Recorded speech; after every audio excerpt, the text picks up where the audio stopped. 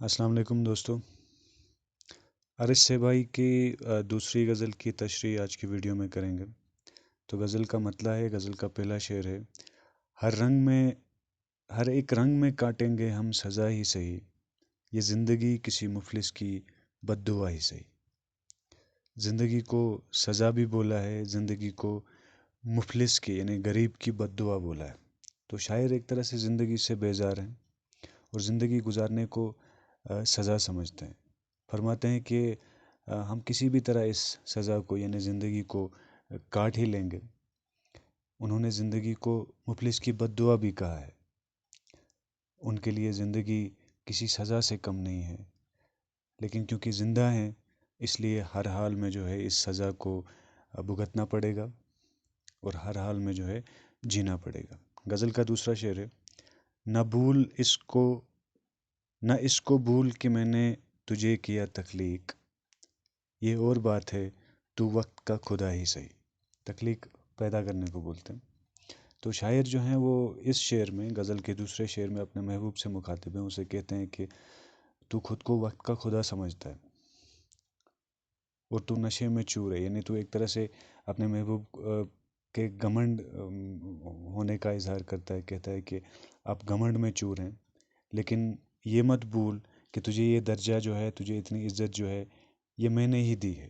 ایک طرح سے تجھے میں نے ہی تخلیق کیا۔ تیرے یہ وقت کے خدا ہونے کا یہ جو دعویٰ ہے، اس دعوے کی وجہ جو ہے ایک طرح سے میں ہوں۔ غزل کا اگلا شعر ہے: یہی بہت ہے کہ مجھ پہ تیری توجہ ہے، یہی بہت ہے کہ مجھ پہ تیری توجہ ہے، تیری نگاہ کا انداز جو ہے وہ دوسرا ہی صحیح۔ یہی بہت ہے کہ مجھ پہ تیری توجہ ہے، تیری نگاہ کا انداز دوسرا ہی صحیح۔ شاعر اپنے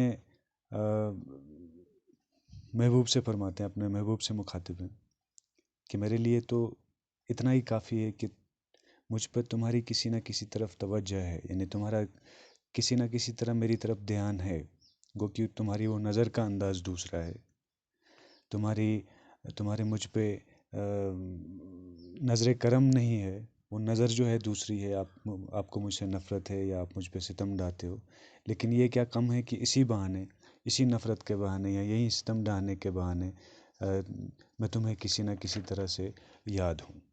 غزل کا مقطع ہے، غزل کا آخری شعر ہے جس میں شاعر جو ہے اپنے تخلص کا استعمال کرتا ہے: وہ میری روح میں تحلیل ہو چکا ہے عرش، اگر وہ مجھ سے جدا ہے چلو جدا ہی سہی۔ شاعر غزل کے اس مقطع میں اپنے آپ سے مخاطب ہو کر اپنے آپ کو تسلی دیتے ہوئے اور اپنے محبوب سے اپنی محبت کی شدت کا اظہار کرتے ہوئے فرماتے ہیں کہ میرا محبوب جو ہے وہ میری روح میں بس چکا ہے، وہ میری روح میں جو ہے تحلیل ہو چکا ہے، وہ میری روح میں مل چکا ہے، ایک طرح سے وہ میرے وجود کا حصہ بن گیا ہے۔ اگر ظاہراً یا ظاہری طور پر وہ مجھ سے الگ ہیں تو اس سے کیا ہوا؟ میرا محبوب جو ہے وہ میرے قلب اور میری روح میں سما چکا ہے، یعنی جسمانی طور پہ یا ظاہراً اگر وہ مجھ سے الگ ہے تو چلو الگ ہی صحیح۔